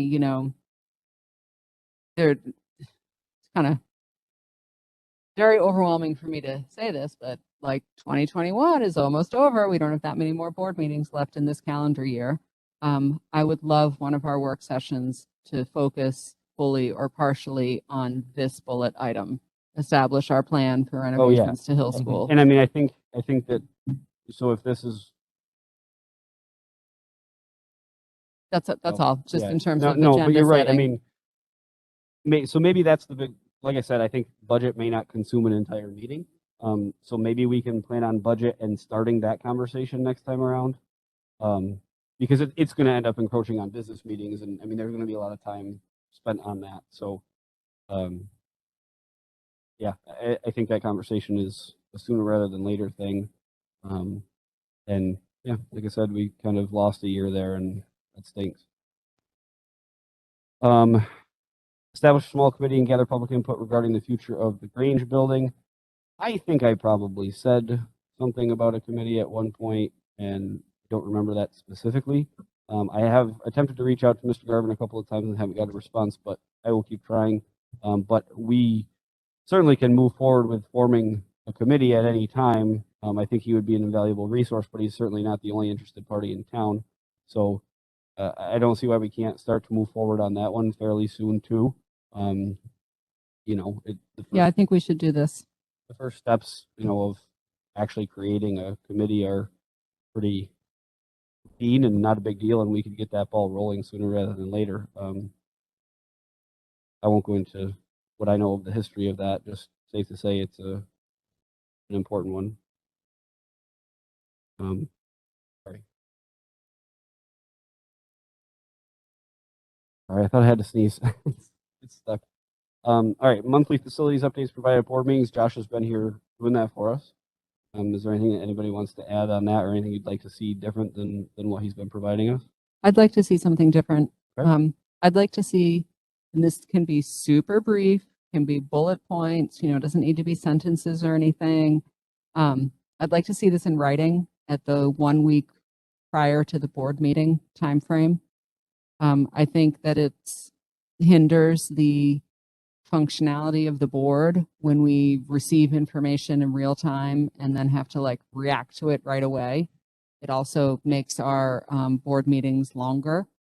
And so I think if we can just sort of advance that a little bit, get just, again, a very brief write-up, then we can sort of come into the meeting saying all right, thanks, Josh, we've read the write-up, boom, boom, boom, here's a quick follow-up, or he can say, here's a brief update. And that's how you're asking if we would like it to be changed. That's how I'd like it to be changed, Okay. please. Yeah, and we can have that discussion. On the surface, I agree, and part of that is I think if I saw a write-up a week in advance and there wasn't anything that stood out to me, questions, I don't think Mr. Coughlin has to be with us every night. And being a multi-sport coach and running these buildings 24 hours a day, I'd like to be respectful of his time if we can. So I think, I don't think we're formally changing anything right now, but we'll have that conversation. But I think that it would be great if we could see that and then kind of operate under the Josh doesn't need to be here unless somebody wants him here. And we all just, when we review things, take a peek at it and say, I've got a question about this. Can you ask Mr. Coughlin? Right. You have to spend 10 minutes writing something up for us, and then you get to skip a 3-hour meeting. Can I get on that plan? I'm joking. Okay, cool. Anything else on that one? Move on. All right. Reformatting the CIP plan. We touched briefly on that last time. I don't think it should be a huge deal to provide the information that Mr. Cleary is looking for, which, just to recap for the public, was a little more detail of the funds that the money would come out of, and that's kind of a following the town template thing as well. And I think that's much easier to accomplish on this bullet point than maybe on some of the other budget ones. So that should be something that we think we can accomplish fairly quickly. Jerry already sent the spreadsheet along to us and said to contact him if we had any questions or needed some help. So Josh and Amber already have that. Fantastic. Okay, that brings us to our last big section, I think. Yep, nothing on the back. Internal controls. So establishing a policy subcommittee. I think that this is something that needs to be done at our next meeting, our next business meeting. I assume that we can get Melanie sworn in by then. But we need to look at all of our subcommittees, I think, since we have a new member, and vote on those again, appoint people. And I think at that point we can discuss the policy subcommittee as well if you're all comfortable with that. Any other comments on that one? So Melanie, in case I know I'm pretty sure you were here for that, but intent being that once in a while we get backlogged with policies, and this would be 2 of the 5 of us that would be tasked with taking a look at them ahead of time and then bringing kind of a recommendation to the rest of the board to say, you know, no big changes. This is standard. We can go ahead and, or there's stuff, you know, at Pembroke that this would be advantageous for us to take a look at or have our attorney look at or whatever. So the business meetings / work sessions, we're doing that now. I see this as sort of a trial run, and I'm certainly open to, you know, feedback after we've done it for a couple of months. I do think this is, I like it so far. I think this tonight has been very valuable already. You know, gives the principals the opportunity to have the night off as well, but without having to do the board reports and approve minutes and all that, we can really go in the weeds on some of this stuff, which is something that for a long time now we just haven't been able to do with COVID masks and everything else that we've had on our plate. And so I think, you know, last year we really never got around to board goals at all. So these meetings, to have the opportunity to deep dive on some of this stuff and really make some progress, I think is going to be really nice. But if anybody disagrees as we move forward, certainly let me know. Yeah, go ahead. I just wanted to add, in our work sessions, if we could still do public comments, because right now the public can only comment once a month. Sure, we can have that discussion. I think my concern, I guess, is, and of course this is not written in stone, it's written in shoe polish, but our policy states that public comment should be limited to items on the agenda. The agenda or the meeting posting for these meetings has been, and I intended to be fairly loose to give us the latitude to go in the weeds when we want to. So we'd have to work around that. It doesn't mean we can't do it. But we can certainly have that discussion. I mean, we can have that discussion now if you guys want. We're not super late or anything. Well, is that a policy that we can update sooner rather than later? Only because I'm looking at, you go to a selectman meeting, the public can comment on anything. You know, my water's dripping down, whatever, or this or that. And I know that we have a strict rule that we don't have a conversation with the person that's doing a comment. So it's a different format than the selectmen. But I feel that we should allow, you know, the 15 minutes. Yeah. And I don't know the policy number that it's at, but that's Yeah, that's my what I'm looking opinion. up right now. Sorry, I think, is it P? BDH. I had it right. I never remember those letters. What is it, Patty? B. I was just reading it last week for some reason. I agree that we should have public comment during our workshop meetings, but I think that the public needs to recognize and abide by our 3-minute time limit policy. And also that members of the public need to be respectful and act in a professional and courteous manner, you know, no raising their voices, no yelling, no sort of, you know, none of that. The proper decorum needs to be maintained. But I do think that the public should be allowed to make public comment even during our workshop meetings. So here's a question. We historically had the 15 minutes at the beginning of the meeting, and that policy was amended, I'm going to say 2.5 years ago, something like that, since I've been on the board anyway, to allow for a second public comment section at the end so that people have a chance to respond to what they just heard, right? Because having a public comment at the beginning can be limiting. So would you, for the work sessions, would you want to see the same thing with one at the beginning, one at the end, or would one suffice for the night? I'm not trying to exclude anything, just again, trying I to think keep we this, can, these meetings. I would say let's see how it goes with one at the beginning only.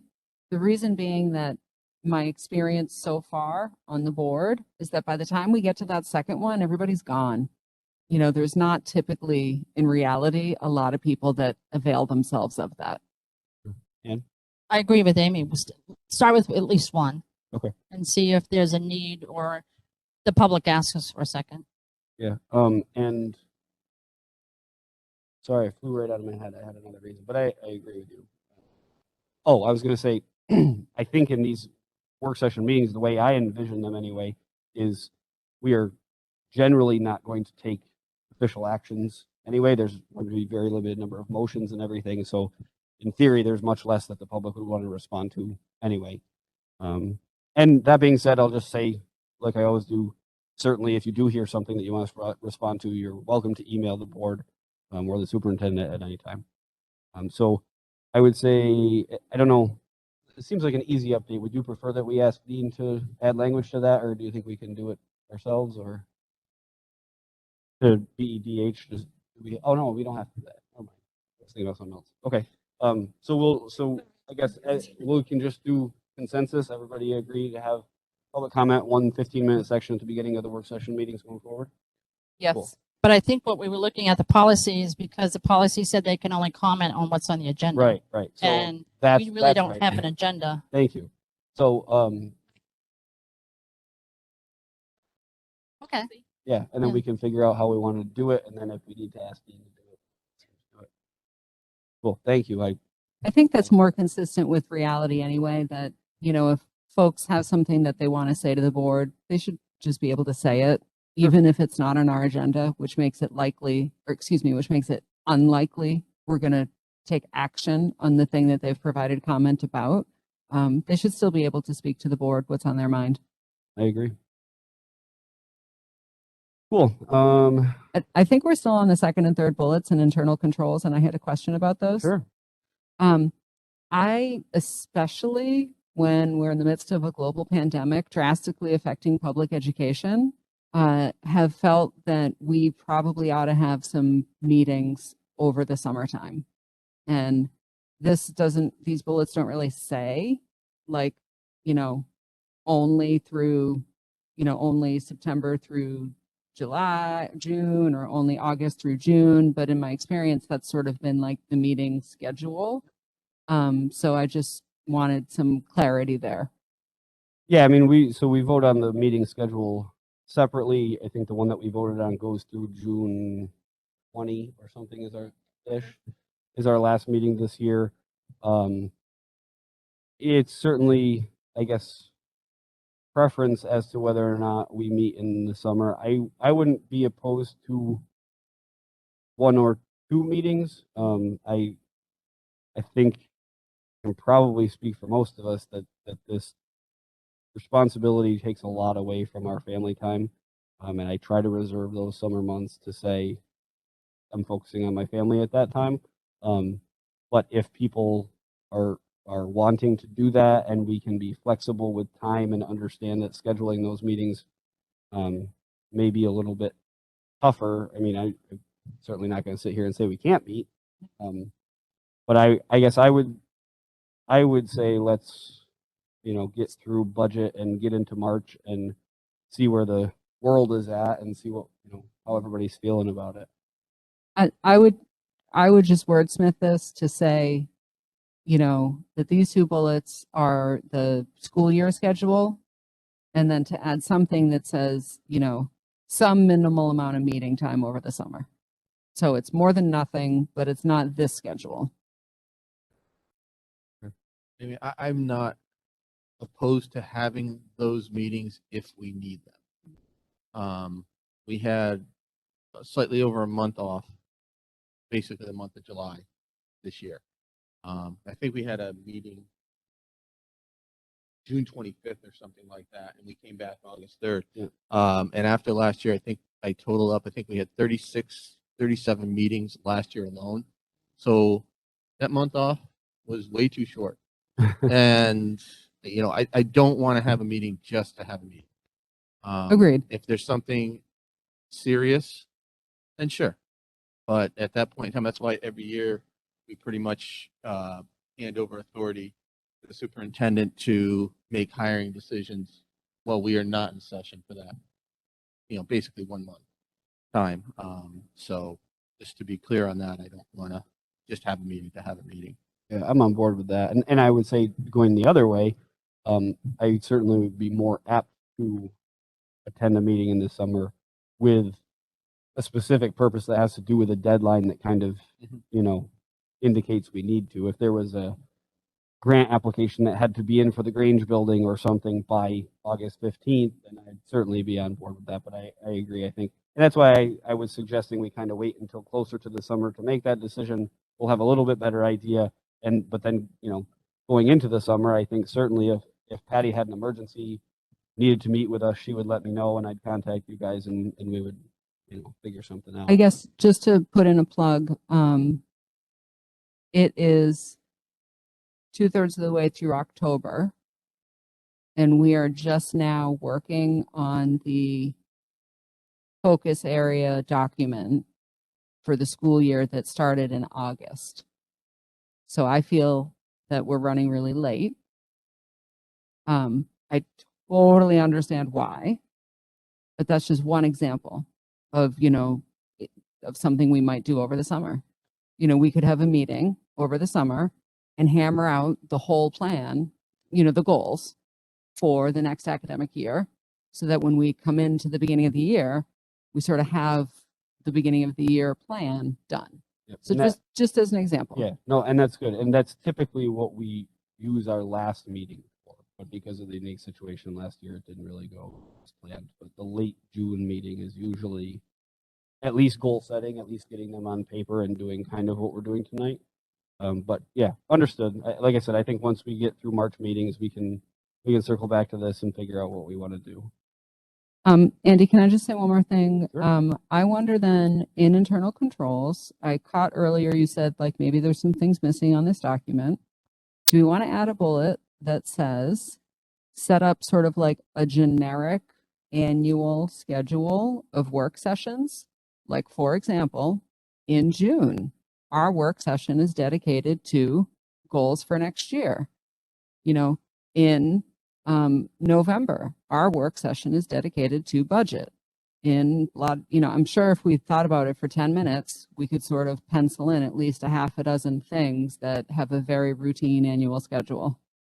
Yeah, I mean, if we don't want to go through all that tonight, I am happy to take that as an action item and make a proposed one that we can Yeah, look at next no, time. I do not want to go over that tonight. I was just saying put a bullet for someone to do Sure. that, and I would be very grateful if it was you. I can take a whack at it.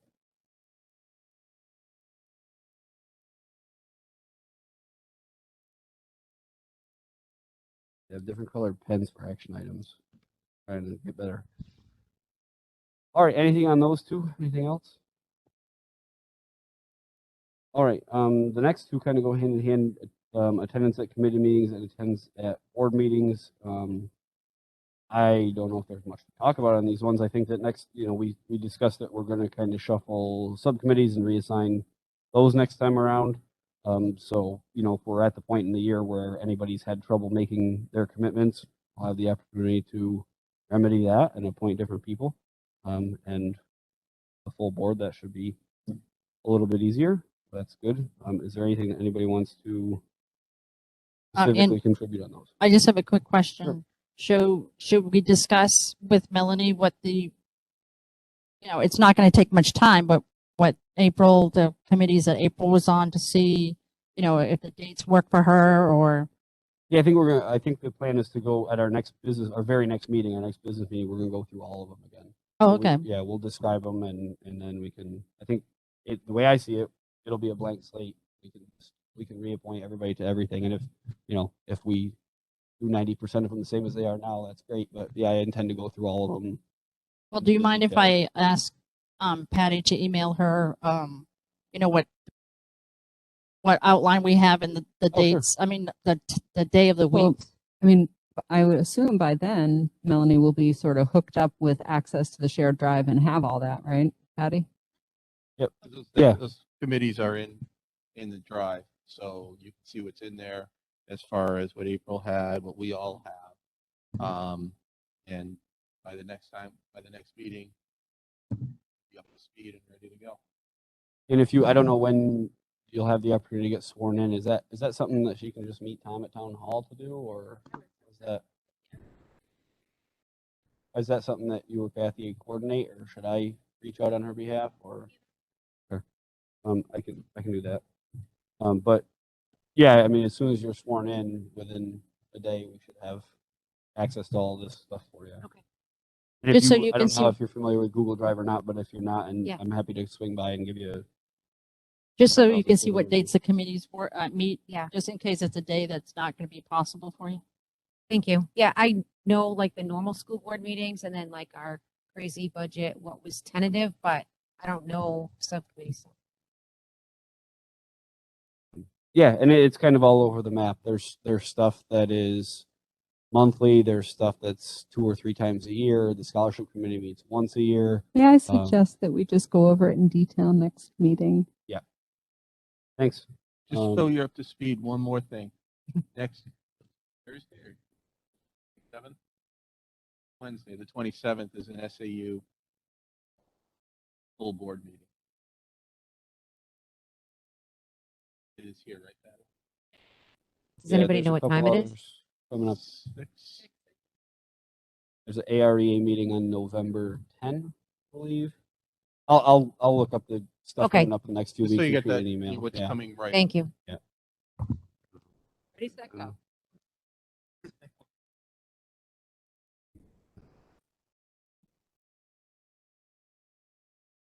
Okay. Let's look more. School Board Association trainings. School Board Association has done a really good job with webinars as a unintended consequence of the pandemic, I guess. So, I mean, I think we can do these on kind of a rolling as needed basis. If there are specific topics that the School Board Association speaks on that anybody here would like them to attend and do another in-person training, I know Barrett is willing to do that. But I'd certainly encourage all of us to look at the webinars that they offer, because a lot of them are very much recorded sessions of what you'd get in person anyway. Obviously, you don't get the one-on-one question and answer time. But Barrett and Will and everybody over there are also very good about returning emails. So feel free to use them as a resource. But certainly, if you think that we're lacking somewhere, or you'd just like some more guidance for the entire board or just yourself, certainly reach out to me, and I can reach out to Patty and Barrett and make those things happen. I'm not sure there's a whole lot more to be said on that one. Oh, that reminds me, I am going to take just a second, so I don't forget next time. I'm going to go off script a little bit. I did attend the delegate assembly this weekend, and I'll say this at board reports next time around too, but just before I forget, delegate assembly was generally uneventful. I think all of the votes went the way that our board voted to vote on them. The first one that was not really a resolution, but more of an ask of the School Board Association to create a second scholarship foundation for students that serve on school boards, was defeated as a resolution, but the general feeling of the meeting was to support it. So they intend to start investigating that. There was one resolution that was added late, so our board didn't get a chance to vote on it. It was to do with remote meeting attendance and basically modifying RSA 91-A a little bit in the number of board members that can participate remotely, pretty much saying you shouldn't have to have a quorum in the building. That was supported. So, they'll take that to the legislature. It was indicated that the legislature's already looking at that. Not indicated that it was going to go one way or the other, but it's on people's minds anyway. And just a note, of the 161 school districts in New Hampshire, 50 of them had representation at the meeting. So just a quick recap because it came up. Now, back to our regularly scheduled meeting. So next to last bullet point on the list is follow through with the individual board member tasks. So this is just a personal responsibility thing.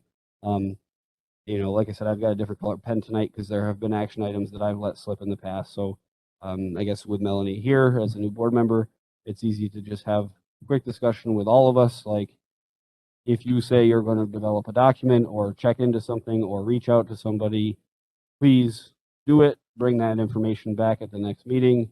If I forget to ask you about that communication at the next meeting when it's appropriate, feel free to interrupt me and say, hey, we talked about this thing and you didn't ask about it. That's completely fine with me. But yeah, as Amy said, time goes by quickly. And if we don't stay on top of the things that we're all responsible for, they fall to the wayside. And the rest of us might not know that it's not getting done, so they're not going to pick up the slack, and it just puts us all in a bad spot. So please, if you volunteer for or are assigned a task, either get it done or let somebody know that you aren't able to get it done and ask that they give you a hand. Is also fine. Andy, can I ask a question about that? Sure thing. I mean, I have no issue with either getting it done or saying like, hey, I said I'd get this done, but turns out I'm not going to get it done. But in terms of record keeping, I have been just as guilty as the next person of saying I'm going to do a thing and then I leave the meeting and I completely forget and I never do the thing. And so I have found it easy in other organizations I have been involved with. If the minute keeper can say, just do something in the minutes, you know, whether it's like bolded, you know, Ms. Manzelli action item or asterisks or, you know, just something other than me having to, you know, manually read the minutes for like, you know, then Amy said she would write a draft communications plan to like find that magic sentence, you know, just something that jumps out to help make that a little bit easier. That might help us a little bit. Sandy, if we are better at calling out, this is an action item, is it easy enough for you to bold those like you do motions? That you know, it would help me to read through them and see that jump out. It's easy for the motions. So if that's not, I don't want to put any more. You do a lot for us already. I don't want to take you off. But if that's doable, I think we do have the responsibility of pointing that out during the meeting, so that it's clear what we want reported that way and what's not. But yeah. Thank you. And the last one, Ms. Manzelli has been talking about for some time, an end time for board meetings. This, I don't think there's a lot to talk about here. Most boards, I think, do this where they have a regular end time, and then there is language in the policy to allow for extensions based on a majority vote in 15-minute increments or whatever. I'm sure we could easily find a sample policy from another school board that looks like that, or a town or something, and adopt that in. I can send over a copy of our planning committee. We have at the verbiage at the bottom of each page that says any new business taken has not been taken up by 9:30 will be continued to the next meeting. Okay. So that way, after 3 hours, you're really tired, and if you're going to bring up, and because planning's got also large, you know, items to discuss, so I can send over a copy. Okay. Yeah, that'd be. Yes. Yeah, that would be a good starting point. And then, I mean, I do think it's important we have language in there that we can extend a meeting if necessary, if there's budget things that come up or whatever. There's going to be times that we need to stay, but. And because we are going to give ourselves the ability to extend it, I would strongly advocate that our time be, you know, 8:30 or 9. And because I'm going to always advocate for strategies like, you know, let's get that facilities report in writing, you know, just little ways to like, let's shave off 4 minutes here. Let's shave off 8 minutes here. I really don't think we need to meet for 3 hours, 4 hours. Yeah, I'm comfortable with 2.5 to start. And if we do well and work on consistently under that, dialing it back to 2. Is that sound fair to everybody? 6:30 to 9? Could I just make a request? Sure. So when I went to the Kidder Law Conference, I'm sure you all saw the advertisement for that yesterday. And one of the suggestions by the School Board Association was if you go to a timed or an end time on your meetings, that you do a consent agenda at the very top of your meeting, and all of the items that have to have action taken are in the first chunk of your meeting under consent agenda. So that would be something to consider. But then we don't get into the situation we've been in the past where we don't get to something that really was important. Yep, so I redo agree. the agenda. I agree. And I would say also, and this is, I'm sure, will not be popular with the public, and I understand that it's a challenge, but I would also maybe encourage non-public to be moved up right after that consent agenda, because if there's hiring decisions, I mean, that can't get pushed to another meeting. That was also a suggestion that boards consider having non-publics closer to the beginning if you need to. Yep. Yeah. Is everybody okay with those suggestions right now? Yeah. Can you ask Kathy to Sure. jumble it up for next time around? I mean, you could even start with non-public and try to give an approximate start time to public. So if you knew you were going to be in non-public for 15 or 20 minutes, you could notice that if Yeah. that's something. And once you get good at the timing of everything. I like that. If we just start saying, 20 minutes for non-public, join the WebEx at 6:50, then we can, if we know there's something big, we can modify the posting up to 24 hours ahead of time, right? So we could always, if we're going to have a long one and people don't need to be sitting there in the queue, we can let them know. That makes sense to me. You may want to revisit your start time too, because over the year, the other boards start at 6, and over the years with Pembroke, one board member may have had a hard time getting here at 6, so the meeting was at 6:30. But as you get new board members, you may want to talk about whether you could change it to 6. Yeah. Can we do that briefly right now? Is that, I know 5:30 is no good for you. Is 6 doable or not? If it's not, say so. And, I mean, there is 6:15 in between, Well, especially if well, we're going to be starting with non-public.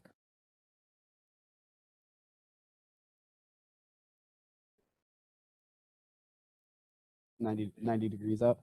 Okay. You want to try 6:15, Ann? Does that work for you?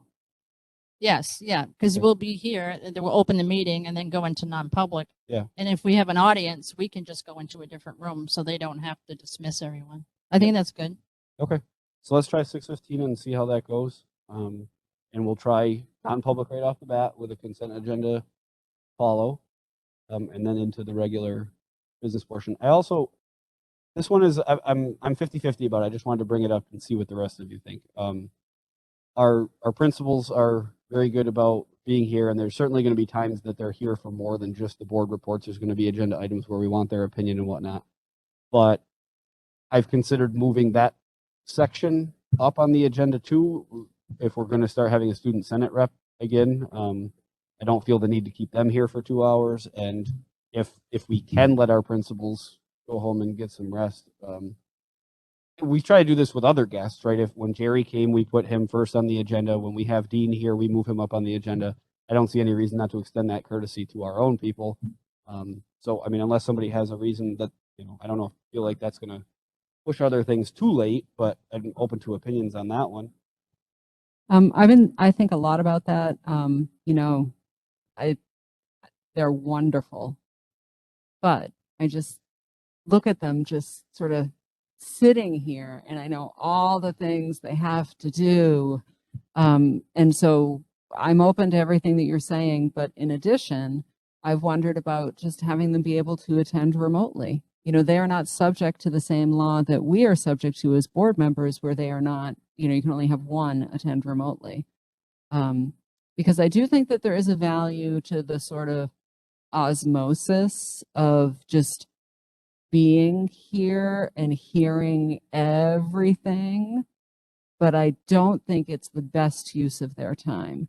The kind of alternative to that would be like, feel free to multitask. Just expressly tell them, like, there is zero problem with you just hammering away on your laptop or your device while you're here, because that does provide that sort of osmosis benefit while also allowing them to attend to other things. So I definitely think there are a number of ways to make it more efficient how we're using our administrators' time. So maybe do we table this section and then just ask them next time around? Is that when we do board reports, just ask them if they'd like to be moved earlier or attend remotely, or? So you could also take them out of board reports. You could just add an agenda item called principals reports. Yeah. And just put that up at the top. And then if you want to leave the rest where you guys are reporting out more toward the end, that's a possibility too. And the other thing is, I've often wondered about the same exact thing I said for Josh Coughlin, which is write us. And again, we're not talking about like, this is a new 3-hour long task for your week. I'm talking about like, this is a 5-minute, 10-minute, like just hammer out a bunch of bullet points about what's going on. The same thing they do here. Like, I don't think they come with a written report prepared that they read us. I think they just sort of stream of consciousness spit out what's going on. And if they could just do that in writing a week before the board meeting, then maybe, I don't know, maybe that makes their attendance in the room less. Yeah. And we have, Critical. in the past, there have been times where Patty has emailed me or texted me and said, hey, there's really not much for them to do tonight. Do you mind if they don't come? And I try to accommodate that when I can. So, yeah, I mean, if it's up to me, I would say let's just ask them. Everybody's okay with that? Yeah, I like Amy's idea for remote in also. And also for the town, if there's any employees that are coming to the meeting, they go first because Yeah, busy. makes sense. Great. So I think we've got a tentative time change for now. We're going to try to start at 6:15. Non-public first, consent agenda next. We'll keep reports and everything the same for next time around, but we'll have a discussion with the administration on how they'd like to handle their section going forward, and provide them with those options. And we will say 2.5 hours to start, so we'll go from 6:15 to an end time of 8:45. And what's the date of our next meeting? oh, you had to ask. Yes. Cool. There was, give me just a second here. There was something that isn't on this list that I wanted to add. Oh, the culture climate stuff. So, I don't know. We're at 2 hours now. I don't think we need to go into it tonight, but I think we need to craft another bullet point here around, how we keep tabs on the climate in the schools. And I know that there's been official surveys done. I have no idea the mechanics of that. I'm not sure if that's something that we pay an outside company for, but that's something that we've been talking about, that Gene's been kind of championing for some time now to get back on the agenda. So that's one that I think we need to. Sorry, Jean, I missed yours. Sorry. But yeah, I definitely want to spend some time on that. It's especially now, the last couple of years have been insane, and it would be great to be able to gauge, where the kids are at. I had one that, looking at this in sort of a holistic way, maybe it's a follow on from that, or maybe it's different. I'm not really sure. Just something about diversity, equity, and inclusion. It's a big topic. I think it's one that we as a board are not really focused on. I'm not sure there's a lot of work that we as a board need to do, but I don't really feel very dialed in to the situation in our school system. And so something, I think, just some sort of placeholder bullet for us to begin to dial in. Anything else that anybody wants to add to the list? I mean, this is obviously a fluid document. Oh, go ahead, Molly. No, I was just checking out my calendar here for what Amy was talking about. There's actually culturally effective organization framework learning forum coming up October 26th from 1 to 4. I know it's during the day, but it's $40 a person. It is remote on Zoom. So I don't know if You you guys sent us that. So it's by Southern New Hampshire Area Health Education Center. It's Culturally Effective Organizations Framework Learning Forum, and it's on Zoom, 1 to 4, $45 per person. October 26th. So I'm already attending it for Community Bridges, but just thought I'd Awesome. throw it out there. my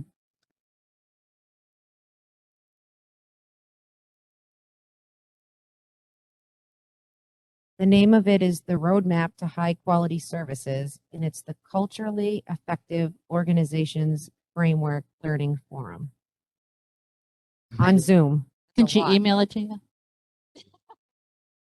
Email it to me, Melanie, and then I'll send it out. Sure, I can do that. I thought of another one, and it escaped me already. It's getting late. But what I was going to say is this is a fluid document. I think this is a lot. It's great to have some direction.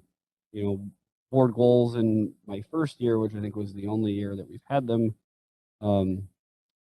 were kind of more general than this, and there weren't as many. I like the specificity here. I think this gives us some clear, path to what we want to get to. I'm sure it's not exhaustive. So if you think it's something that should be on this list, shoot me an email. We can put it on an agenda, or we can just add it to the list and have a discussion about it. I think next time around we will take a deep dive on communication. We will look at the first bullet under facilities, and we will look at the first bullet under internal controls. We will actually, that won't be at the next work session. We'll do the subcommittee stuff at our business meeting on, would you say the 2nd? Yeah. Cool. So that's tentative. Those are the tentative plans for this stuff going forward. And did I miss anything? Anybody got questions, concerns about this stuff? I have a question. Sure. So on this document here, the focus area document, do we ever, I know it's the fluid and all that, but do we ever take any sort of action to say like, okay, well, for now, it's final, I mean, that's up until we to- that's- decide we're it's- changing it? It's up to us. It's our thing. Yeah. I guess let's wait for now till next time around when I noticed Patty taking some notes. So we'll see what those changes look like. We'll give everybody a week or two to think of the things they want to add, and then if we want to say these are our final goals for this school year, we can. If we want to say this is a living document, and as things drop off, more things get added on, and it rolls from one year to the however you guys want to handle it. I think in terms of transparency and accountability, we should move and approve it, because then it sort of attains a more official status and we can, promote it. Sure. That doesn't mean that we can't like then cross it off and say like, this is the status of our focus area as of, February 2022. Like it's so much shorter because we did all this great stuff. But I do think that when we feel comfortable, which hopefully will be in a couple weeks, we should move and approve it. Sounds good to me. Andy, can I ask a question about Sure. this? Yeah. Seems I'm like totally brand new. So I'm just curious, like what you're gonna do with this after. Like, are we gonna create like a template in Excel, like a strategic plan where you go through these and assign a due date and who's responsible, and it makes it much easier to follow, and it makes it much more transparent to your public so they can see what we're working on. Yeah, I don't know if we'll do that all at once. Kind of what I was picturing is, and obviously I think it's too late now. We're not going to circle back and deep dive on communication tonight. That's why I said we'll do that next time. But I think when we deep dive each of these kind of major sections, that should be the desired outcome. And if that doesn't happen in a session, it is what it is. But I think we should be able to go through and say, done and it's working, or work in progress, or we need a plan for this and we need some due dates, and we, that's kind of what I picture at future sessions. Thank you. And I think, some of them definitely need due dates. Other ones, I think we can, like, play it by ear with. Not every, I don't think everything necessarily has to have a due date on it. So, and it is much more in depth. Yeah, Melanie, I am right there with you though, in terms of like these are my words, not yours, but the more sort of corporate version of a strategic plan where you then sort of actualize this type of document down into like the bite-sized tasks and deadlines and blah, blah, blah. And I would love to work over the coming years to progress this board's workings to a process like that. But last year, no plan like this. So this year, plan. So progress. If you could indulge me, I've got a question for you guys. I don't think we need a vote or anything like that. So I'm sure you're all aware of who PALS is, the Pembroke Action League for Schools. They're a volunteer group of people that raise a ton of money every year to help our schools in numerous ways. They come into the elementary school, pop popcorn for the kids. They chip in on the field trips that happen every year. They're really just an invaluable organization in the town. They have an event coming up, not this coming weekend, no, maybe is this coming weekend, called Trunk or Treat.